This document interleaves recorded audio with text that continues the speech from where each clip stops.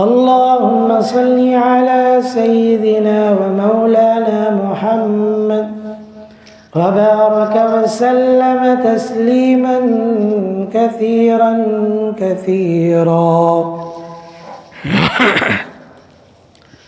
معزز سامعین، واجب الاحترام بزرگوں اور دوستوں، قرآن کریم نے آپ علیہ الصلاۃ والسلام کی بعثت کا مقصد بیان کیا ہے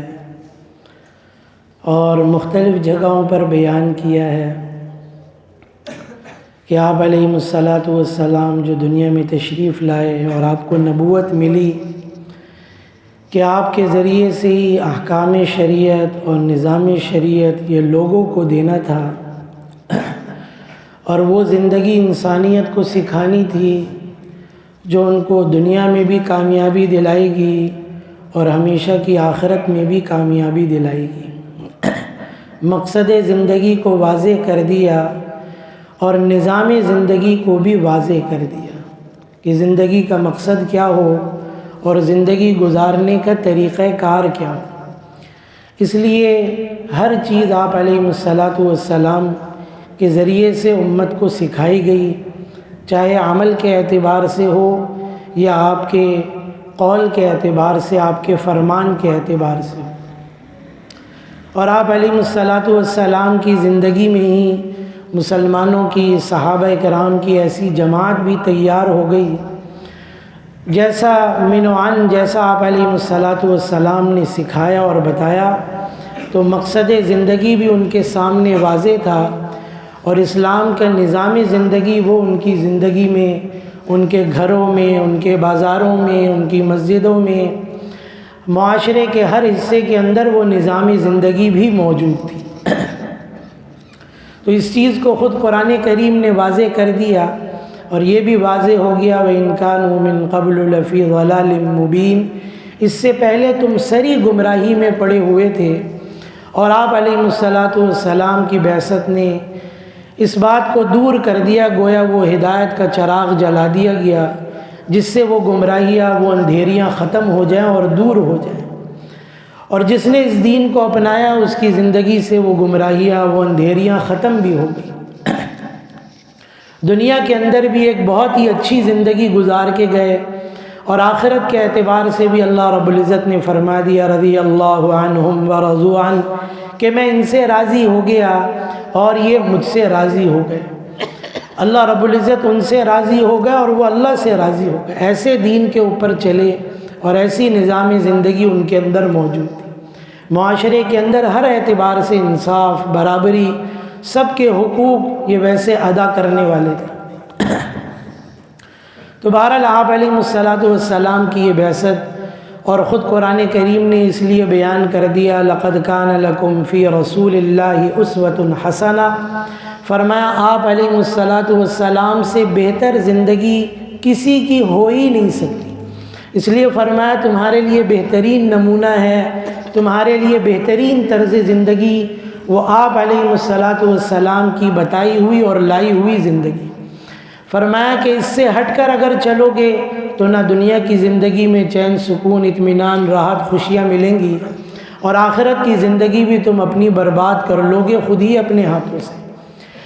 اس لیے فرما دیا، آج ہم دنیا والوں کو دیکھ کر چل رہے ہیں، دنیا کی چیزوں کو دیکھ رہے ہیں، اس لیے فرمایا نہیں، بہترین زندگی آپ علیہ الصلاۃ والسلام کی زندگی، بہترین اسوہ ہے، بہترین زندگی ہے، بہترین نمونہ ہے، بہترین طرز زندگی ہے آپ علیہ الصلاۃ والسلام کی۔ اللہ رب العزت نے اپنے بے شمار انعامات قرآن کریم میں بیان کیے ہیں، لیکن آپ علیہ الصلاۃ والسلام کی بعثت کو یوں بھی بیان فرمایا لَقَدْ مَنَّ اللَّهُ عَلَى الْمُؤْمِنِينَ إِذْ بَعَثَ فِيهِمْ رَسُولًا، فرمایا دیکھو اے مومنو، تم پر ہمارا ایک بڑا احسان یہ ہے، بہت سی نعمتیں ہیں اللہ رب العزت کی، بے شمار نعمتیں ہیں، اور بے شمار نعمتیں ایسی ہیں جو سب کو ملتی ہیں، سب کو مل رہی ہیں، بلکہ چاہے وہ ایمان والے ہوں چاہے بغیر ایمان والے ہوں،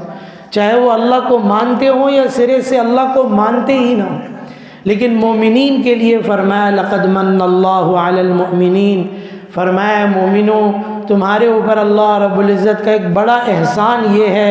ایک بڑا انعام تمہارے لیے ہے۔ یہاں پر اللہ رب العزت نے خود اس کو بیان کیا، باقی جگہوں پر اکثر الفاظ یوں بیان کیے گئے کہ یہ ہماری نشانیوں میں سے آیات ہیں، ہماری نشانیاں، لیکن یہاں فرمایا یہ ہمارا احسان ہے تم پر کہ ہم نے آپ علیہ الصلاۃ والسلام کو تمہارے اندر مبعوث کیا، ایک نبی تمہارے اندر سے بھیجا جس نے تمہارے سامنے یہ پوری زندگی تمہارے سامنے رکھ دی اور ہر شعبے کا دین تمہیں سکھا دیا اس کے اندر اس لیے کوئی بھی یہ نہیں کہہ سکتا کہ میں کوئی بھی کام کرنے کے لیے جا رہا ہوں اس میں دین کی رہنمائی ہے یا نہیں ہے، یا دین نے ہماری اس بارے میں کوئی رہنمائی نہیں کی۔ ایسا کوئی حصہ آپ علیہ الصلاۃ والسلام نے نہیں چھوڑا، اللہ کے حکم سے ہر چیز بتا کر گئے، سکھا کر گئے اس کے اندر۔ تو اس لیے فرمایا یہ اللہ رب العزت کا مومنین پر ایک بہت بڑا احسان ہے۔ ایمان والے ہی ظاہر سی بات ہے اس سے حقیقت میں فائدہ اٹھائیں گے، تو فرمایا یہ اللہ رب العزت کا ایک بہت بڑا انعام ہے، یہ ایک بہت بڑا احسان ہے کہ فرمایا کہ دیکھو اگر خوشی ہو تو آپ علیہ الصلاۃ والسلام کی زندگی دیکھو، اگر غم ہو تو آپ علیہ الصلاۃ والسلام کی زندگی دیکھو، اگر مال ہے تو آپ علیہ الصلاۃ والسلام کی زندگی دیکھو، اگر فقر ہے، تنگ دستی ہے تو آپ علیہ الصلاۃ والسلام کی زندگی دیکھو۔ فرمایا ہر موقع پر تمہاری رہنمائی کے لیے چیز موجود ہے، اس لیے یہ بہت بڑا احسان ہے۔ تو بہرحال یہ چیز ہم پر ایک بہت بڑا احسان، اللہ رب العزت کا ایک بہت بڑا انعام ہے۔ ہر شعبے کے اعتبار سے دین سکھایا۔ عبادات کو دیکھ لیں تو عبادات کے بھی سارے شعبے آپ علیہ الصلاۃ والسلام نے سکھائے۔ کچھ چیزیں بس مثالاً عرض کر دوں۔ ایک صحابی آپ علیہ الصلاۃ والسلام کے پاس تشریف لائے، مسجد میں آپ تشریف فرما تھے، وہ بھی مسجد میں داخل ہوئے اور داخل ہوتے ہی پہلے نماز پڑھی اور نماز پڑھ کے پھر آپ علیہ الصلاۃ والسلام سے ملنے کے لیے آئے تو آپ سلام کیا، آپ نے جواب دیا اور پھر آپ نے فرمایا ارجع فصلی فإنک لم تصلی، فرمایا جاؤ جا کے دوبارہ سے نماز پڑھو، تم نے نماز نہیں پڑھی گویا کہ۔ وہ دوبارہ چلے گئے، دوبارہ نماز پڑھی اور پھر اس کے بعد دوبارہ آئے، پھر ملاقات کی، آپ علیہ الصلاۃ والسلام نے پھر فرمایا ارجع فصلی فإنک لم تصلی، تم جاؤ دوبارہ سے جا کے نماز پڑھو، گویا تم نے نماز نہیں پڑھی۔ دوسری دفعہ گئے، پھر دوسری دفعہ نماز پڑھی اور پھر اس کے بعد آئے، تیسری دفعہ بھی آپ نے یہی فرمایا کہ نہیں تم نے نماز گویا نہیں پڑھی، پھر دوبارہ واپس کر دیا۔ آپ علیہ پھر وہ صحابی آپ علیہ الصلاۃ والسلام سے کہنے لگے کہ اللہ کے رسول مجھے نہیں آتی نماز پڑھنی شاید صحیح طریقے سے، آپ مجھے سکھا دیجیے۔ آپ علیہ الصلاۃ والسلام نے نماز پڑھ کے دکھا دی کہ دیکھو ایسے نماز پڑھنی ہے، اس میں ایسے قیام ہوگا، ایسے قرات ہوگی، ایسے رکوع ہوگا، ایسے رکوع سے قومہ ہوگا، ایسے دونوں سجدے ہوں گے، ان کے درمیان قاعدہ ہوگا، اس طریقے سے بیٹھنا ہے۔ پوری نماز آپ علیہ الصلاۃ والسلام نے پڑھ کے سکھا بتا دی اس کے اندر۔ تو عبادات کا دین یہ بھی آپ علیہ الصلاۃ والسلام نے سکھا دیا اس کے اندر ان کو، اور پوری امت کو بھی سکھا دیا۔ ایسے ہی معاملات کے اعتبار سے دیکھ لیں تو آپ علیہ الصلاۃ والسلام نے معاملات کا بھی دین سکھا دیا۔ بازار میں تشریف لے گئے اور دیکھا گندم کا ڈھیر لگا ہوا ہے اور تاجر اس کو بیچنے کے لیے بازار میں بیٹھا ہوا ہے۔ آپ علیہ الصلاۃ والسلام نے اس گندم کے ڈھیر میں اپنا ہاتھ ڈالا، کیونکہ گزشتہ دن میں بارش ہوئی تھی، آپ نے ہاتھ ڈالا تو اندر گیلی گندم تھی اور اوپر ساری خشک رکھی ہوئی تھی۔ آپ علیہ الصلاۃ والسلام نے دیکھ کر فرمایا من غشنا فلیس منا، فرمایا جو ہمیں دھوکہ دے وہ ہماری جماعت میں نہیں ہے۔ معاملات کی اور بھی بہت ساری چیزیں سکھائی، میں کچھ چیزیں بس مثالاً اس میں عرض کر رہا ہوں۔ یہ بہت بڑی بات فرمائی، جو کسی کو دھوکہ دے اور خاص طور پہ ہمیں ہی دھوکہ دے، مسلمانوں کو دھوکہ دے رہا ہے، خود مسلمان ہو کر، خود کلمہ گو ہو کر، فرمایا پھر وہ اپنے آپ کو ہماری صفوں میں شمار نہ کرے، ہم مومنین کی مسلمانوں کی جماعت میں اپنے آپ کو شمار نہ کریں۔ تو فرمایا جو ہمیں دھوکہ دے وہ فرمایا ہم میں سے نہیں ہے۔ آپ علیہ الصلاۃ والسلام نے یہ معاملات کا دین اس کے اندر سکھایا، اور ساری چیزیں معاملات کے اندر بھی آپ علیہ الصلاۃ والسلام نے بتا دی۔ ایسے ہی اخلاق کے اعتبار سے آپ علیہ الصلاۃ والسلام نے فرمایا انما بعثت لاتمم مکارم الاخلاق، فرمایا اللہ رب العزت نے مجھے بہترین اخلاق کی تکمیل کے لیے مبعوث کیا، اس لیے فرمایا انک لعلی خلق عظیم، فرمایا حضور سے اچھے اخلاق اور بڑے اخلاق کسی کے ہو ہی نہیں سکتے، کیونکہ اللہ رب العزت نے خود وہ چیزیں آپ کو عطا کی۔ تو اس لیے خود بھی یہ فرما دیا کہ اللہ رب العزت نے مجھے مبعوث فرمایا اس لیے بھی کہ میں اچھے اخلاق کی تکمیل کر دوں، میرے ذریعے سے اچھے اخلاق کی تکمیل ہو گئی۔ تو فرمایا یہ چیز آپ علیہ الصلاۃ والسلام نے خود ہی اس کو بھی بیان کر دیا اس کے اندر بھی کہ یہ بھی چیز ہے اس میں۔ اور ایسے ہی پھر معاشرت کے اعتبار سے بھی دین آپ علیہ الصلاۃ والسلام نے سکھا دیا، فرمایا کہ من لم یرحم صغیرنا ولم یوقر کبیرنا فلیس منا، فرمایا جو ہمارے چھوٹوں پر رحم نہیں کرتا، ہمارے بڑوں کا ادب نہیں کرتا، ان کا احترام نہیں کرتا، فرمایا وہ ہم میں سے نہیں ہے۔ ایسے ہی دوسری جگہ یہ فرمایا آپ علیہ الصلاۃ والسلام نے لا يدخل الجنت قاطع، فرمایا جو قطع رحمی کرتا ہے، جو رشتوں کو توڑتا ہے اور رشتوں کو نبھاتا نہیں ہے، تو فرمایا وہ جنت کے اندر داخل نہیں ہوتا۔ تو معاشرت کا دین، پڑوسیوں کے حقوق ہیں، ماں باپ کے حقوق ہیں، بیوی بچوں کے حقوق ہیں، بھائی بہنوں کے حقوق ہیں، عام مومنین کا کیا حق ہے، آپ علیہ الصلاۃ والسلام نے وہ سب چیزیں بیان کری۔ تو معاشرت کا بھی دین آپ علیہ الصلاۃ والسلام نے سکھا دی۔ بارہا یہ بات میں عرض کر چکا ہوں اس کے اندر اس میں کہ صرف عبادات یہ دین کا نام نہیں ہے، بلکہ عبادات ایک حصہ ہے صرف دین کا، اس کے ساتھ معاملات کا بہت بڑا حصہ ہے، پھر اس کے ساتھ اخلاقیات کا بہت بڑا حصہ ہے، پھر اس کے ساتھ معاشرت کا بہت بڑا حصہ ہے۔ آج عام طور پہ مسلمان صرف عبادت اس کو دین سمجھنے لگے، باقی معاملات ہماری اپنی مرضی کے ہوں، معاشرت ہماری اپنی مرضی کے ہوں، اخلاق جس کے ساتھ لین دین ہو، جس سے کوئی فائدہ ہو تو ٹھیک ہے اس کے ساتھ اچھے سے پیش آئیں، جس سے کوئی واسطہ تعلق نہیں ہے تو عام مومنین کے حقوق کو بھی نظر انداز کر دیں۔ تو فرمایا یہ چیز نہیں ہے، ساری چیز آپ علیہ الصلاۃ والسلام نے سکھائی۔ اور پھر اسی لیے یہ بھی چیز فرما دی لا رہبانیت فی الاسلام، فرمایا ہمارے دین میں، ہماری شریعت میں، اسلام میں رہبانیت نہیں ہے کہ آدمی سب سے کٹ جائے اور الگ تھلگ زندگی گزارے، معاشرے کے اندر رہتے ہوئے زندگی گزارے۔ اور جہاں لوگوں نے یہ سوچا کہ ہم اپنے مزاج، اپنی طبیعت کے مطابق زندگی گزار لیں، تو فرمایا نہیں، پھر یہ دین نہیں ہے، پھر تمہاری اپنی چاہت ہے، پھر یہ تمہاری اپنی مرضی۔ مشہور واقعہ ہے، 3 صحابی آئے حضرت عائشہ صدیقہ رضی اللہ تعالی عنہ کے پاس، اور پردے میں آ کر آپ علیہ الصلاۃ والسلام کی معمولات زندگی کو پوچھا، گھر کے اندر کیا چیزیں ہیں؟ تو انہوں نے ساری چیزیں بیان کر دی۔ آپ علیہ الصلاۃ والسلام روزہ بھی رکھتے ہیں، افطار بھی کرتے ہیں، اچھا کھانا میسر آتا ہے تو اچھا کھانا بھی کھاتے ہیں، اور یہ تو جو ہے کتاب الاطعمہ میں محدثین نے اس چیز کو بیان کیا۔ آپ علیہ الصلاۃ والسلام کو بکرے کا گوشت پسند، اور بکرے کے گوشت میں دستی کا گوشت اس کا پسند تھا۔ آپ پوچھا گیا اللہ کے رسول یہ کیوں پسند؟ فرمایا یہ لذیذ بھی ہے اور یہ نرم بھی ہے کھانے کے اندر، اس میں تو یہ پسند تھا، اور جب میسر آ گیا تو آپ علیہ الصلاۃ والسلام نے رغبت سے کھایا بھی اس کو، اس کے اندر، اور نہیں میسر تھا تو آپ نے صبر کر لیا، اس پر بھی اللہ سے مانگنے لگے، اس پر بھی اللہ کا شکر ادا کیا، نعمت میسر آ گئی اس پر اللہ کا شکر ادا کر دیا۔ تو بہرحال یہ چیز رہی، تو آپ افطار بھی کرتے ہیں، آپ روزہ بھی رکھتے ہیں، فرمایا آپ رات میں آرام بھی کرتے ہیں اور آپ سوتے بھی ہیں رات کے کچھ حصے میں، گھر والوں کے بھی ساتھ زندگی گزارتے ہیں۔ اب ان تینوں نے یہ چیز سوچی کہ آپ علیہ الصلاۃ والسلام کے تو کوئی گناہ ہے ہی نہیں، آپ تو بخشے بخشا ہے، آپ کا تھوڑا عمل بھی بہت زیادہ ہے اور ہمارا بہت زیادہ بھی بہت کم ہے، وہ حضور کے عمل کا مقابلہ نہیں کر سکتا۔ تو ایک یہ چیز ذہن میں آئی کہ کیوں نہ ہم اس سے آگے بڑھنے کی کچھ کوشش کریں۔ تو ان میں سے ایک نے کہا کہ میں ساری زندگی جب تک زندہ رہوں گا کوشش کروں گا رات میں سو لوں، ساری رات عبادت میں گزاروں۔ دوسرے نے یہ بات کہی کہ میں ساری زندگی نکاح نہیں کروں گا، شادی نہیں کروں، بیوی بچے ہوں گے، گھر گھرستی میں لگ جاؤں گا، پھر ساری زندگی ان کو بھی سنبھالنا، ان کی چیزوں کو بھی پورا کرنا، فارغ رہوں گا تو بس عبادت میں لگا رہوں گا۔ تیسرے نے کہا کہ میں ساری زندگی روزہ رکھوں گا، رات میں صرف کھانا افطار، باقی دن میں ساری زندگی کا روزہ۔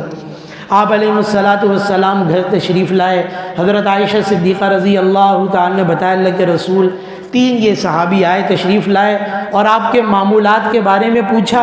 اور پھر یہ باتیں کر کے گئے۔ یہاں سے جانے سے پہلے آپ علیہ السلام نے بلایا، اور پھر اس کے بعد یہ بھی فرمایا کیا تم نیکیوں میں مجھ سے آگے بڑھنا چاہتے ہو؟ اور بڑھ سکتے ہو مجھ سے نیکی میں آگے؟ نہیں بڑھ سکتے تم مجھ سے۔ اللہ نے جتنی صلاحیت، جتنا تقوی اور جتنی قوت و طاقت مجھے دی ہے اتنی کسی کو بھی نہیں ملی، میرے پاس سب سے زیادہ ہے وہ چیزیں اس کے اندر۔ اور پھر یہ مزاج زندگی اور مزاج دین، اور یہ چیز سمجھائی اور سکھائی اس کے اندر کہ دین کا یہ مزاج نہیں ہے، اسلام کی اور شریعت کا یہ مزاج نہیں ہے، یہ اس کی طبیعت نہیں ہے کہ یہ چیز کی جائے اس کے اندر، بلکہ فرمایا اسلام کا اور دین کا مزاج یہ ہے کہ ساری چیزوں کو پورا کیا جائے۔ فرمایا ٹھیک ہے، کبھی روزہ رکھو اور کبھی نہ بھی رکھو، افطار کرو۔ اور فرمایا کہ النکاح من سنتی، فرمایا نکاح یہ تو میری سنتوں میں سے۔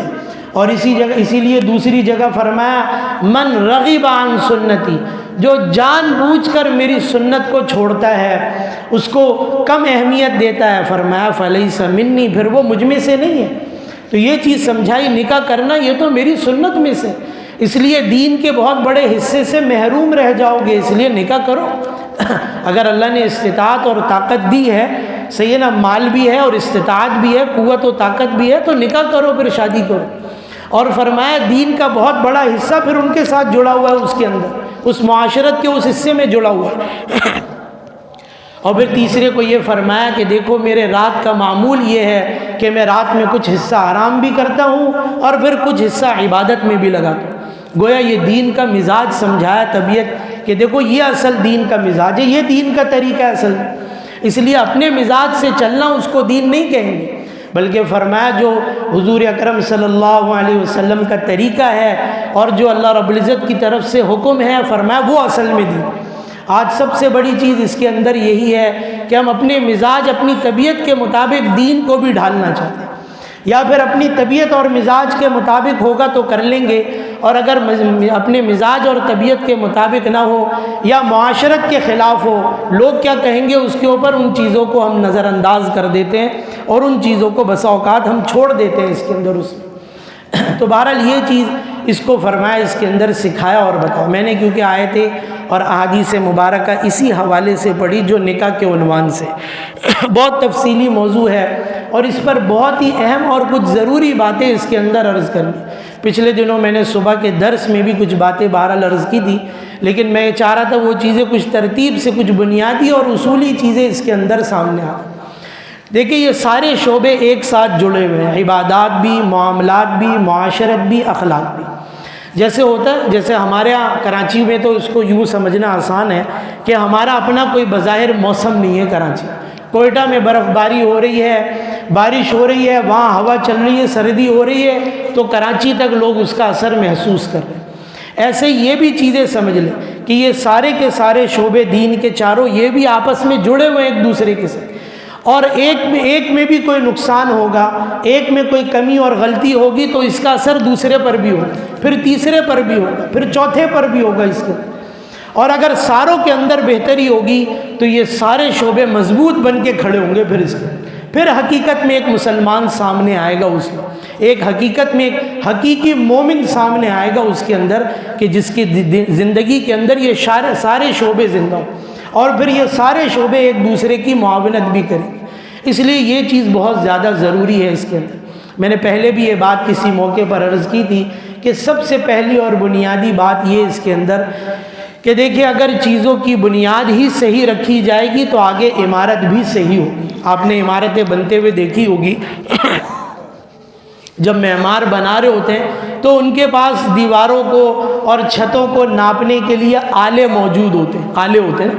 جیسے میں نے یہاں بھی بنتے ہوئے وہ چیزیں اس میں دیکھی تھی، اس میں کہ جیسے اسکیل ہوتا ہے، فٹا ہوتا ہے جیسے وہ، لیکن چوڑا تھا، ذرا موٹا، صحیح ہے نا، المونیم کا بنا ہوا،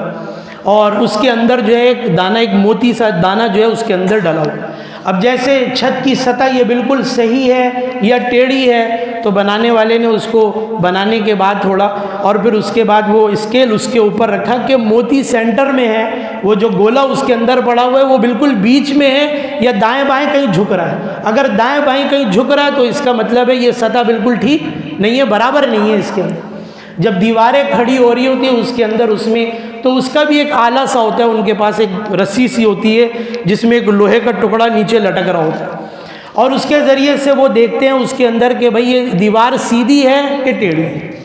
صحیح نا۔ تو یہ چیز دیکھنے کی عام چیزیں سمجھ میں آتی ہے، اور یہ ان کو بھی پتہ ہے، سب کو پتہ ہے کہ اگر نیچے سے بنیاد ہی صحیح نہیں ہوگی، اگر ٹیڑھی ہوگی تو پوری دیوار ہی پھر ٹیڑھی ہی کھڑی ہوگی، اس کی وہ سیدھی نہیں جائے گی اس کے اندر۔ تو اس کو دیکھا جاتا ہے، آلے سے ناپا جاتا ہے اس کے اندر اس میں۔ اس لیے یہ چیز بہت زیادہ اہم ہے اس کے اندر کہ بنیاد ہی صحیح رکھی جائے، بنیادیں ہی صحیح ہوں اس کے اندر اس میں۔ اگر بنیاد صحیح ہوگی ہر چیز کے اندر، فرمایا چاہے وہ عبادات ہو، چاہے وہ اخلاقیات ہو، معاشرت ہو، معاملات ہو، فرمایا ہر ایک کے اندر بنیاد ہی صحیح ہوگی تو آگے انشاءاللہ عمارت بھی صحیح کھڑی ہوگی، اور اگر بنیاد ہی غلط ہوگی تو پھر آگے عمارت بھی صحیح نہیں ہوگی، پھر وہ بھی خراب ہی ہوگی اس کے اندر۔ تو یہ بنیادی طور پر چیز سمجھنے کی ہے اس کے اندر۔ خطبہ نکاح کے اندر جب ہم جو ہے پڑھتے ہیں، جیسے جو آیت مبارکہ سورہ نساء کی بھی میں نے اس میں پڑھی ہے، تو اس کے اندر بھی کیا چیز ہے، جو آیتیں اس کے اندر پڑھی جاتی ہے ان سب آیتوں میں صرف تقوی کا حکم، نکاح کا اور کوئی لفظ نہیں ہے ویسے اس کے اندر، صرف تقوی کا ہر آیت کے اندر حکم ہے کہ دیکھو تقوی کا اہتمام۔ فرمایا جس کے اندر خوف خدا نہیں ہے، جس کے اندر اللہ کا ڈر نہیں ہے، وہ کسی کا بھی حق ادا نہیں کر سکتا، اور جو اللہ کا نہیں ہے وہ کسی کا بھی نہیں ہو سکتا، کسی کا بھی نہیں ہو سکتا۔ تو فرمایا یہ بنیادی چیز ہے۔ فرمایا رشتوں، اب یہ رشتے جوڑنے جا رہے ہیں، رشتے جوڑے، کیونکہ کچھ چیزیں تو ایسی ہیں جو قرآن کریم نے خود واضح کر دی۔ بھئی اولاد ہے، اس سے محبت فطری ہے، ظاہر سی بات ہے، اس کے جسم کا حصہ ہے، صحیح ہے، اس کا جسم جسمانی طور پہ، روحانی طور پہ وہ چیز بچے کے ساتھ جڑی ہوئی ہے، اس سے محبت فطری چیز ہے۔ ماں باپ ظاہر سی بات ہے، ان سے محبت یہ فطری چیز ہے، اس کے اندر خود بخود یہ چیزیں ہوں گی، اور خود بخود آدمی ان چیزوں کو، ان رشتوں کو سمجھتا ہے، چاہے کسی بھی مذہب والا ہو۔ لیکن فرمایا اب یہاں نکاح کے اندر، شادی کے اندر اب یہاں رشتے جڑنے جا رہے ہیں، نئے رشتے اس کے اندر بننے جا رہے ہیں اس کے اندر، تو اس لیے بنیاد ہی شریعت نے یہ رکھی کہ ٹھیک ہے یہ رشتہ ہم جوڑیں گے، شریعت اسلام جو ہے اس رشتے کو جوڑے گی، اور اسی کی بنیاد پر اس رشتے کو جوڑا جائے گا۔ اور پھر فرمایا کہ اگر اس بنیاد پر اس رشتے کو رکھا جائے گا تو فرمایا پھر آپس کے اندر محبت پیدا ہوگی، پھر آپس کے اندر وہ تعلق اس کے اندر پیدا ہوگا اس میں۔ اور اس لیے نکاح کا یہ مقصد، شادی کا یہ مقصد کہیں نہیں رکھا گیا، نہ اس طور پر بھئی یہ چیزیں ہیں کچھ نہ کچھ، یہ ذیلی چیزیں، لیکن عین مقصد اس کا نہیں ہے کہ آدمی صرف اپنی خواہش کو پورا کرنے کے لیے نکاح کرے، بلکہ اس کے اندر اللہ کا حکم اور نبی کا طریقہ ہے۔ اس لیے نکاح ہونے کے باوجود شریعت اور اسلامی تقاضوں کو پورا کرتے ہوئے، اسلامی طریقے پر نکاح کرنے کے باوجود میاں بیوی حرام کاری کے اندر مبتلا ہیں، حرام کاریوں کے پتہ ہی نہیں ان چیزوں کو۔ یہ سب سے بنیادی چیز ہے زندگی کے جس شعبے میں آدمی داخل ہونے جا رہا ہے۔ ضرورت ہے پورا دین آدمی ہر وقت میں ایک ساتھ حاصل نہیں کر سکتا، جس شعبے میں داخل ہونے جا رہا ہے اس چیز کو اس وقت میں سیکھنا ضروری ہے، بنیادی طور پر سیکھنا ضروری ہے۔ ہم معاملات کے اندر لگ جاتے ہیں، معاملات کا دین ہی نہیں پتہ ہمیں، اس کے اندر کیسے معاملات کرنے ہیں، اس میں شریعت نے بنیادی اصول کیا بتائے ہمیں پتہ نہیں۔ ہماری اکثر عبادتیں ایسی ہیں کہ ہم نے اپنے باپ کو دیکھا کرتے ہوئے، اپنے دادا کو دیکھا کرتے ہوئے، بس ہم بھی ایسے ہی کرتے چلے آ رہے ہیں۔ لوگ مجھ سے بھی اکثر یہ کہتے ہیں، تو میں یہی کہتا ہوں اس کے اندر نوجوانوں کو بھی، ساتھیوں کو، آپ کیوں نہیں پڑھتے پھر؟ آپ کیوں نہیں سیکھتے؟ کس نے آپ کو روکا ہے سیکھنے سے؟ کس نے آپ کو روکا پڑھنے سے؟ آپ سیکھیں۔ کیا بھائی ہم تو یوں ہی دیکھتے آ رہے تھے اس لیے یوں ہی کر رہے ہیں؟ کیوں کیا آپ نے؟ آپ کرتے، آپ اس چیز کو دیکھتے ہو، اس میں آپ کو سیکھنا چاہیے تھا۔ تو یہ چیز اس کے اندر معاشرت ہمیں پتہ ہی نہیں، جو ہم گھر کے اندر مسلسل ایک زندگی دیکھتے چلے آ رہے ہیں، بس ہم سمجھ رہے ہیں بس یہی زندگی گزارنے کا بھی شاید طریقہ ہے اس میں، بس ویسے ہی ہم بھی زندگی گزارتے چلے آ رہے ہیں۔ صحیح، اپنے بڑوں کو جیسے دیکھا، بھائیوں کی شادیاں ہو گئی، بہنوں کی شادیاں ہو گئی، بس جیسی زندگی ان کی ہے ویسی ہمیں بھی شاید گزارنی ہے۔ تو فرمایا یہ نہیں، جس شعبے کے اندر آدمی داخل ہونے جا رہا ہے، جس جگہ آدمی بڑھ رہا ہے اس کے اندر اس میں اب اس شعبے کا دین سیکھے۔ نکاح ہو رہا ہے، اس کے اندر افسوس کی بات یہی ہوتی ہے کہ ہم نے دین کو اور جو ہے باقی چیزوں کو الگ کر دیا، حالانکہ دین وہی میں نے کہا عبادت کے اندر نہیں ہے، ہر شعبے کے اندر ہے۔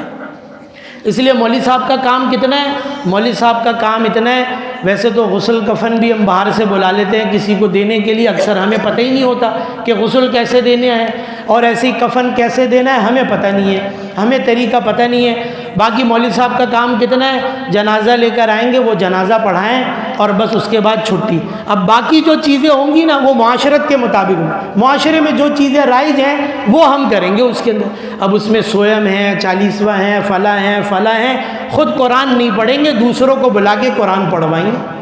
صحیح نا؟ تو وہ مولوی صاحب آپ کی ڈیوٹی یہاں تک ہے، آگے کی بات نہ کریں اس کے اندر، معاملات کے اندر اس میں تو بھائی مولوی صاحب آپ تو مسجد میں رہے، آپ کو تو پتہ ہی نہیں کیسے کاروبار ہوتا ہے اس کے اندر، آپ کو وہ چیزیں کیسے پتہ چلیں گی، آپ نے کبھی دیکھی نہیں، آپ نے کی نہیں، کیسی ہونی چاہیے، تو بس رہنے دیں، وہ تو ہمیں پتہ ہے، تو بس ٹھیک ہے، معاملات کے اندر بھی ہٹا دیا۔ وہی میں نے کہا اب شادی ہے گھر کے اندر، اب اس کے اندر مولوی صاحب کا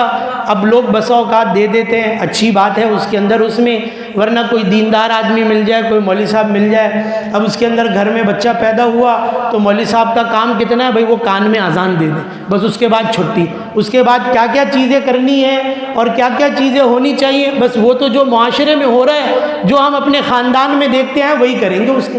شادی میں مولوی صاحب کا کام کتنا ہے، بس آپ فٹافٹ نکاح پڑھائیں اور چھٹی کریں، باقی شادی کیسے ہوگی وہ تو جیسا معاشرے میں رائج ہے ویسے ہی کریں گے۔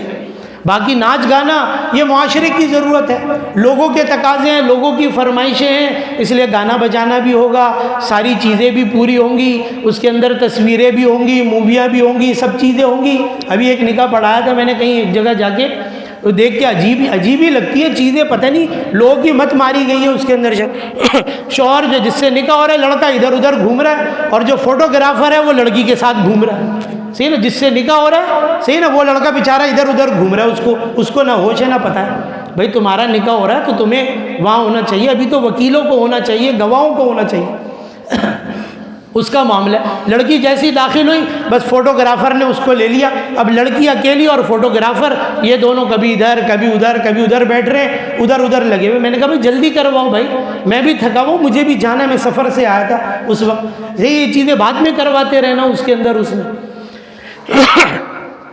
تو یہ چیزیں بجائے شوہر، اب اچھا نکاح ہو گیا، نکاح ہونے کے بعد بھی شوہر بعد میں ہاتھ لگا رہا ہے، صحیح ہے، جو میاں ہے وہ بعد میں ہاتھ لگا رہا ہے، فوٹوگرافر پہلے ہاتھ لگا رہا ہے، وہ بتا رہا ہے کیسے گھونگھٹ اٹھے گا، کیسے دیکھیں گے، کیسے کریں گے، وہ ساری چیزیں۔ تو مولوی صاحب کا کام کتنا ہے، وہ صرف نکاح پڑھائیں اور بس چلتے بنے یہاں سے۔ وہی اس کے بعد باقی جو شادی ہوگی اس میں جو رسم و رواج ہوں گے وہ کون سے ہوں گے، جو معاشرے میں رائج ہے، جو خاندان میں ہوتے رہے دیکھتے ہیں، ہم بھی وہی کریں گے اس کے اندر۔ تو یہ چیز اس کے وہی تو، اب جہاں بنیادیں ہی غلط پڑ گئیں اس کے بعد آگے عمارت کیسے صحیح کھڑی ہوگی، وہ ہو ہی نہیں سکتی اس کے اندر۔ اور یہ رشتہ میں بہرحال چلے گا یہ مضمون، ابھی تو انشاءاللہ آئندہ بھی زندگی رہے گی، بہت ساری اہم چیزیں ہیں اور بہت ساری ضروری چیزیں۔ میں پہلے قرآن کریم سے تھوڑا سا اس کو سمجھا دوں۔ یہ عجیب آیت مبارکہ سنی اور میری نظر سے گزری۔ اللہ رب العزت نے قرآن کریم میں اپنی نشانیوں کو بیان کیا، آسمان و زمین، چاند سورج ستارے، دن رات، صحیح،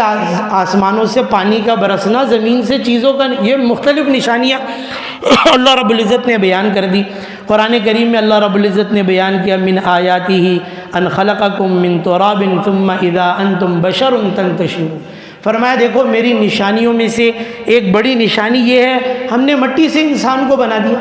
اور فرمایا مٹی سے بنا ہوا انسان، میں اور آپ سب مٹی سے بنے ہوئے، چاہے وہ ملک کا صدر ہو، وزیر اعظم ہو، چاہے وہ فقیر ہو، چاہے وہ امیر ہو، غریب ہو، صحیح ہے، جیسا بھی ہو۔ فرمایا کس نے بنایا؟ فرمایا اللہ نے بنایا۔ اور کس سے بنایا؟ فرمایا ہم نے مٹی سے بنایا۔ اور پھر دیکھو یہ مٹی کیسی ہو گئی، فرمایا یہ دیکھ رہی ہے، یہ بول رہی ہے، یہ چل رہی ہے، یہ سوچ رہی ہے، یہ مختلف کام کر رہی ہے، دیکھو میری کتنی بڑی نشانی ہے اس کے اندر، واقعتاً اللہ رب العزت کی کتنی بڑی نشانی ہے۔ دوسری آیت مبارکہ چھوڑ دیں، اس کو آخر میں بیان کروں گا اس کے اندر۔ پھر آگے اللہ رب العزت نے فرمایا من آیاتہ خلق السماوات والارض واختلاف السنتکم والوانکم۔ فرمایا دیکھو میری نشانیوں میں سے کیا ہے، میں نے آسمان بنایا، میں نے زمین بنائی اور فرمایا کہ دیکھو میں نے جو تمہیں بھی بنایا تو تمہاری زبانیں الگ الگ ہیں، مختلف، جو پوری دنیا کے اندر کتنی زبانیں بولی جاتی ہیں اس کے اندر۔ اچھا جو بچہ پیدا ہوتا ہے، جس ماحول میں، جس علاقے میں، جس جگہ پیدا ہوتا ہے، وہ بڑا ہوتے ہی وہی زبان خود بخود بولنے لگ جاتا ہے، اس کو سکھانا نہیں پڑتا، خود بخود۔ اب میں اگر چاہوں کہ بھئی میں انگریزی بولوں تو مجھے سیکھنی پڑے گی، میں عربی بولوں مجھے سیکھنی پڑے گی، میں چائنیز بولوں مجھے سیکھنی پڑے گی، یا اس ماحول میں اس جگہ پہ رہنا پڑے گا۔ لیکن دیکھو بچے کے اندر کیا چیز ہے، وہ بولنا شروع کرتا ہے، اور جیسے ہی جس زبان کو وہ سنتا ہے، یہ اللہ رب العزت نے عجیب ہی چیز رکھی ہے، سماعت اور گویائی یہ دونوں چیزیں جڑی ہوئی ہیں اس کے اندر۔ اس لیے عام طور پہ جو سن نہیں سکتے وہ بول بھی نہیں سکتے، عام طور پہ ایسے ہی ہوتا ہے، جو سن نہیں سکتا وہ بول بھی نہیں سکتا۔ تو فرمایا جیسے ہی سنتا ہے بچہ، بڑا ہوتے ہوتے خود بخود وہ زبان بولنے لگ جاتا ہے۔ تو فرمایا دیکھو تمہاری زبانیں میں نے الگ الگ کر دی، وَأَلْوَانُكُمْ، تمہارے رنگ بھی الگ الگ کر دی۔ سے کسی علاقے کے لوگ گورے، کسی کے کالے، کسی کے درمیانے، کوئی اتنے کالے کہ ان کے صرف دانت ہی سفید نظر آتے ہیں، باقی سر کے بالوں سے لے کے نیچے تک پورے کالے کے کالے، انتہائی کالے، اور ان کے کالے ہونے میں ہی ان کا حسن ہے، ان کا حسن ان کے کالے ہونے میں صحیح ہے، اور گورے ان کے گورے ہونے میں، ہر علاقے۔ تو فرمایا ہم نے تمہارے رنگوں کو الگ الگ کر دیا۔ کیسا اللہ رب العزت نے یہ چیز، کیسا نظام اس کے اندر بنا دیا اللہ رب العزت۔ فرمایا یہ بھی ہماری بڑی نشانیوں میں سے۔ فرمایا من آیاتہ منامکم باللیل والنہار وابتغاؤکم من فضلی، فرمایا کہ دیکھو ہم نے دن اور رات کا نظام بنا دیا، رات کو ہم تمہیں سلاتے ہیں، دن میں ہم تمہیں جگاتے ہیں۔ ہمارا ماحول اگرچہ الگ ہو گیا، ہم دن میں سوتے ہیں اور رات میں جاگتے ہیں۔ یہ کراچی میں ہی ماحول ہے، پوری دنیا میں کہیں نہیں ہے ایسا ماحول، پوری دنیا میں کہیں نہیں صحیح ہے۔ وہ باہر سے ایک ساتھی آیا ہوا تھا تو کہنے لگا بھائی ہم تو بچے تو میرے 5-6 بجے رات کا کھانا کھا لیتے ہیں، 7 بجے بستر پہ ہوتے ہیں، اور بہت زیادہ 8 بجے تک سو چکے ہوتے ہیں بچے، اور خود ہم بھی میاں بیوی بھی رات کو 9 بجے تک سو چکے ہوتے ہیں۔ آپ اس کے بعد باہر نکلیں گے تو آپ کو کھانے کے ہوٹل بھی بہت کم ملیں گے، کھانے کے ہوٹل بھی ضرورت کی چیزیں بھی بند ہو چکی ہوتی، اور صبح 5 بجے سب اٹھے ہوئے ملیں گے، مسلمان نہیں ہیں، سب اٹھے ہوئے ملیں گے، سب جاگنگ کر رہے ہیں، ورزش کر رہے ہیں، وہ چیزیں، اور پھر سویرے سویرے اپنے کاموں میں نکل رہے ہیں۔ ابھی ہماری حکومت رو رہی ہے کہ بھئی اتنی انرجی جا رہی ہے، اتنی انرجی ضائع ہو رہی ہے، تو بھئی ہوگی یہ چیزیں، جب ترتیب زندگی سے آدمی ہٹ جائے گا تو پھر یہ چیزیں ہوں گی اس کے اندر، اس لیے ان کو ان چیزوں میں مسائل ہی نہیں ہوتے۔ تو بہرحال یہ فرمایا دیکھو ہم نے رات بنائی، تمہیں اس میں سلایا، اور فرمایا اللہ رب العزت کی طرف سے یہ نیند ہے۔ فرمایا جو اس سے محروم ہو گیا جب جس کو نیند نہیں آتی اس سے پوچھے کتنی تکلیف ہوتی ہے، اللہ رب العزت کی کتنی بڑی نعمت ہے۔ ایسے بھی لوگ ہیں جن کو دوا کھانے کے باوجود بھی نیند نہیں آتی، 1-2 گھنٹے کی نیند بمشکل لے پاتے ہیں دوائیاں کھانے کے باوجود۔ یہ اللہ رب العزت کی کتنی بڑی نعمت ہے کہ ہم دن بھر اٹھے، نمازیں پڑھی، کام کیا، کھایا پیا، رات کو بستر پہ لیٹے، اللہ رب العزت نے آرام کی نیند سلا دی۔ اور پھر دیکھو یہ اللہ رب العزت کی قدرت ہے، صحیح ہے، یہ میرا اختیار نہیں، اللہ رب العزت نے پھر چاہا تو صبح تمہیں جگا بھی دیا، تمہیں اٹھا بھی دیا۔ تو فرمایا یہ دیکھو اللہ رب العزت کی کتنی بڑی نشانی، وَابْتِغَاؤُكُم مِّن فَضْلِ، اور پھر صبح اٹھ کے تم رزق کی تلاش میں نکلتے ہو، تمہارا رزق اللہ رب العزت نے رکھا ہوا ہے، لکھا ہوا ہے۔ فرمایا دیکھو یہ اللہ رب العزت تمہارے لیے روزی کا بھی انتظام کر دیتے ہیں۔ فرمایا دیکھو اللہ کی نشانیوں میں سے کیا ہے، فرمایا من آیاتہ یریکم البرق خوفا وطمعا، فرمایا دیکھو یہ بجلیوں کا کڑکنا اور یہ بادلوں کا گرجنا اور یہ آسمانوں سے پانی کا برسنا، فرمایا یہ سب کیا ہے، ہماری نشانی ہے اس کے اندر۔ فرمایا یہ اللہ رب العزت کی کتنی بڑی نشانی ہے۔ فرمایا آسمانوں سے پانی اتارنے والا کون ہے، فرمایا اللہ رب العزت ہے۔ اس پانی سے نفع ہوگا نقصان ہوگا، فرمایا یہ اللہ کے اختیار میں، اللہ اس کا مالک ہے۔ فرمایا اللہ کی نشانیوں میں سے کیا ہے، فرمایا من آیاتہ ان تقوم السماء والارض بامرہ، فرمایا آسمان و زمین تمہیں قائم نظر آ رہے ہیں، آسمان تمہیں کھڑا ہوا نظر آ رہا ہے، زمین تمہیں بچھی ہوئی نظر آ رہی ہے، فرمایا یہ اللہ کے حکم سے قائم ہے۔ فرمایا جب اللہ چاہتے ہیں تو ہلا دیتے ہیں، ذرا سا زلزلہ آ جائے، صحیح اوپر کی چیزیں نیچے چلی جاتی ہے سیکنڈوں کے اندر، زمین کے اندر چلی گئی، دھس گئی، اور پھر کوئی روک نہیں سکتا اس کو۔ فرمایا یہ جو قدرتی آفات ہیں ان سے بچنے کے لیے تدبیریں اختیار کی جاتی ہے، لیکن پوری دنیا میں کوئی یہ نہیں کہہ سکتا کہ ہم بچ جائیں گے اس کے۔ اگر موت لکھی ہوئی ہے تو فرمایا اللہ کی طرف سے آ کر رہے گی اس کے اندر، اگر نقصان لکھا ہوا ہے تو فرمایا اللہ رب العزت کی طرف سے آ کے رہے گی۔ اب یہ اللہ رب العزت نے اپنی نشانیاں بیان کر دی، بیچ میں ایک آیت چھوڑ دی، اللہ رب العزت اس میں فرما رہے ہیں کہ دیکھو ہماری نشانیوں میں سے کیا ہے، من آیاتہ ان خلق لکم من انفسکم ازواجا لتسکنوا الیہا وجعل بینکم مودہ ورحمہ ان فی ذلک لآیات لقوم یتفکرون۔ فرمایا میری بڑی نشانیوں میں سے یہ ہے کہ میں نے تمہارا جوڑا بھی بنا دیا، مرد ہے تو عورت بھی میں نے اس کے ساتھ بنا دی، عورت ہے اس کے ساتھ مرد کا جوڑا بنا دیا۔ یہ اللہ رب العزت نے فیصلہ کر دیا کہ یہ جوڑا ہماری طرف سے بنا ہوا۔ اب یہ اللہ کی نشانیوں میں سے، یہ یاد رکھیں میں نے ابھی پچھلے دنوں درس میں بھی یہ بات کی، غلطی اللہ معاف کرتا ہے، گناہ اللہ معاف نہیں کرتا۔ پھر جب گناہوں پر اصرار ہوتا ہے تو اللہ پکڑتا ہے، اور پھر جب اللہ کی نشانیوں سے جو شعائر اسلام ہے یا شعائر دین ہے، جو اللہ کی نشانی ہے، جو اس سے چھیڑ چھاڑ کرتا ہے، فرمایا پھر اللہ اس کو پکڑتے ہیں، پھر چھوڑتے نہیں۔ تو فرمایا یہ جو کہہ رہے ہیں کہ بھائی مرد مرد سے شادی کر لے، عورت عورت سے کر لے، اپنی مرضی کی جیسی زندگی گزار لو، فرمایا نہیں، یہ اللہ کا نظام نہیں ہے، یہ ترتیب زندگی اللہ کی دی ہوئی نہیں ہے۔ فرمایا یہ فطرت کے عین خلاف ہے اس کے اندر۔ فرمایا ہم نے تمہارا جوڑا یوں بنا دیا ہے اس کے اندر، اب فرمایا تم نکاح کرو اس کے اندر۔ اب فرمایا تین چیزیں اللہ رب العزت نے اس کے اندر رکھ دی، فرمایا لتسکنوا الیہا، فرمایا پہلی چیز کیا ہوگی، فرمایا اس میں تمہارے لیے سکون رکھا ہے۔ دوسری چیز کیا رکھی، فرمایا وجعل بینکم مودہ، فرمایا تمہارے اندر اس کے اندر محبت رکھ دی۔ فرمایا تیسری چیز کیا رکھی، ورحمہ، فرمایا تمہارے اندر ہمدردی رکھ دی۔ اب آگے جو میں بات عرض کر رہا ہوں نا وہ ذرا غور سے سننا۔ اگر نکاح ہو گیا ہے، اگر شادی ہو گئی ہے، قاضی نے نکاح پڑھا دیا، اسلام کے مطابق ہو گیا، اور گھر میں سکون نہیں ہے، میاں بیوی میں محبت نہیں ہے، میاں بیوی میں ہمدردی نہیں ہے، تو پھر اس پر غور کرو کہ یہ نکاح ہوا بھی ہے کہ نہیں ہوا، یا نکاح صحیح ہوا بھی ہے کہ نہیں ہوا۔ قرآن تو غلط نہیں کہے گا، اللہ غلط نہیں کہے گا، نکاح کے بعد یہ تینوں چیزیں ہونی چاہیے تھی، یہ تینوں چیزیں نہیں ہوئی تو اپنی ترتیب زندگی پر پھر غور کرو، کہاں غلطی کر رہے ہو، کدھر غلطی ہو گئی ہم سے کہ یہ چیز کیوں نہیں مل رہی۔ گھر تو بہت بڑا ہے اور اپنے پسند کی سب سے خوبصورت لڑکی لے کر آیا ہوں شادی کے لیے، ماں باپ نے بھی پسند کر لی اس کے اندر، پھر گھر کے اندر سکون کیوں نہیں مل رہا۔ صحیح ہے، پہلے محبت، ایک تو یہ جو پہلے کی محبت ہے نا، اس نے تو ستیہ ناش کر دیا سارا کا سارا، ساری محبتیں پہلے ہی ہو گئی نکاح سے، اب بعد میں کچھ بچا ہی نہیں کرنے کے لیے، نہ بات بچی اس کے اندر، نہ زندگی گزارنے کے لیے کچھ بچا اس کے اندر۔ اور میں تو اکثر کو کہتا ہوں یہ بات، اس کے اندر اکثر دیکھنے میں آتی ہے چیز، یہ شادیاں کامیاب نہیں ہوتی اس کے اندر۔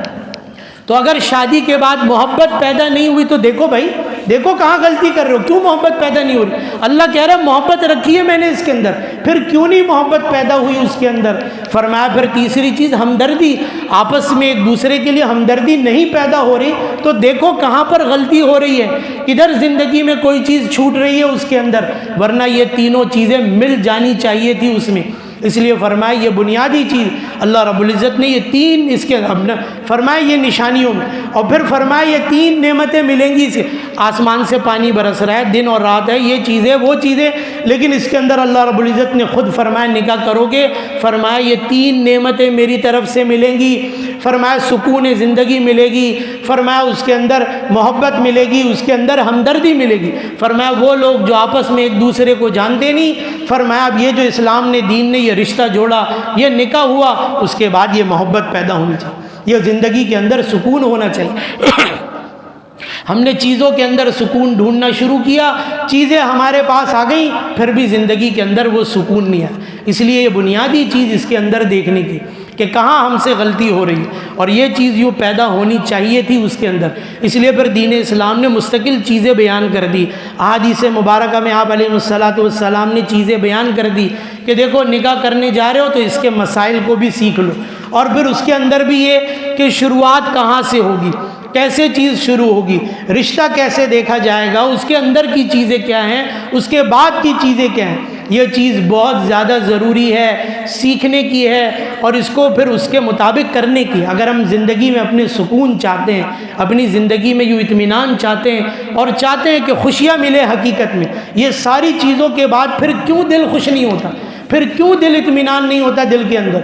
صحیح ہے، بچے ہو گئے، بچوں کے اندر وہ نافرمانیاں ہیں، وہ باغی پن ہیں، سے یہ وہ سرکشی ہے، کیوں یہ چیزیں ہو رہی ہیں اس کے اندر، یہ چیزیں پھر غور کرنے کی ہیں اس کے اندر۔ اللہ رب العزت نے یہ جو چیز بنائی ہے بڑی پاکیزہ، اسلام کی تعلیمات، دین کی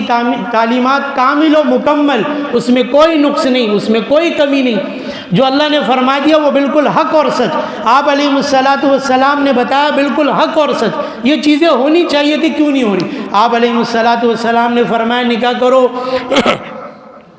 نوجوانوں نکاح کرو، فَإِنَّهُ أَغَضُّ لِلْبَصَرِ وَأَحْسَنُ لِلْفَرْجِ، فرمایا ایک بڑا فائدہ یہ ہوگا، تمہارے نظروں کی حفاظت ہوگی، تمہاری شرم گاہیں محفوظ ہوں گی۔ اگر نکاح کے بعد یہ چیز نہیں ہوئی تو پھر سوچو کہ کیا غلطی ہوئی اس کے اندر، کہ اب بھی میری نگاہیں محفوظ نہیں ہیں، اب بھی میری نگاہوں کی حفاظت نہیں ہے، میری شرمگاہ اب بھی محفوظ نہیں ہے، کیوں یہ چیزیں پھر یہ غلطیاں کیوں نہیں ہو رہی؟ اور وہی میں نے کہا ان چیزوں کے باوجود لوگ بڑے گناہوں کے اندر پڑے ہوئے ہیں۔ اللہ رب العزت ہمیں بھی یہ سمجھنے کی، اور اس لیے اللہ رب العزت نے قرآن کریم میں یہ فرمایا، وہی جو میں نے کہا نا اس کے اندر کہ ہم یہ کہتے ہیں بھائی مولوی صاحب یہاں تک رکھے، باقی تو ہماری اپنی مرضی ہے، اس لیے یہ چیز نہیں چلے گی، یہ مزاج زندگی اور مزاج دین یہ بھی نہیں ہے۔ اللہ رب العزت نے فرمایا صبغۃ اللہ، فرمایا اگر حقیقت میں وہ چیز ہو تو فرمایا پھر اللہ کے رنگ میں رنگ جاؤ، فرمایا پھر پورے کے پورے کافتاً، فرمایا پورے کے پورے دین کے اندر پھر داخل ہو، یہ نہیں کہ یہاں اپنی مرضی چلے گی وہاں لوگوں کو دیکھ لیں گے یا اپنی مرضی چلے گی۔ اللہ رب العزت سمجھنے کی، عمل کی توفیق عطا فرمائے۔ وما علینا الا